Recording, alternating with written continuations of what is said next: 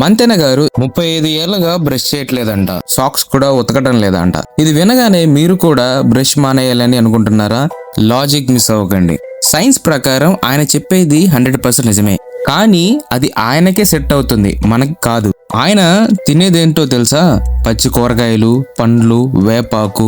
వీటిలో ఉండే పీచు పదార్థం పళ్ళను న్యాచురల్ గా క్లీన్ చేస్తాయి. ఉప్పు, నూనె, జంక్ ఫుడ్ తినరు. చెమట వాసన తెప్పించే బ్యాక్టీరియా పెరగదు. అందుకే బ్రష్ చేయకపోయినా, సాక్స్ ఉతుక్కోకపోయినా బ్యాడ్ స్మెల్ రాదు. మన పరిస్థితి ఏంటి మరి? చికెన్ బిర్యానీ, పిజ్జా, స్వీట్స్ ఇవన్నీ పళ్ళకు గట్టిగా అతుక్కుపోతాయి. మనం కూడా బ్రష్ మానేస్తే నోటి వాసనకి పక్కనోడు పడిపోతాడు. కొన్ని రోజుల్లో పళ్ళు పుచ్చిపోయి రాలిపోతాయి. ఆయన డైట్ వేరు, మన డైట్ వేరు. ఆయన రూల్స్ ఫాలో అవ్వాలంటే ముందుగా ఆయన డైట్ ఫాలో అవ్వాలి. లేకపోతే మర్యాదగా పేస్ట్ వేసి రోజు 2 సార్లు బ్రష్ చేయాలి. లాజిక్ మిస్ అవ్వకండి, ఆరోగ్యం పాడు చేసుకోకండి.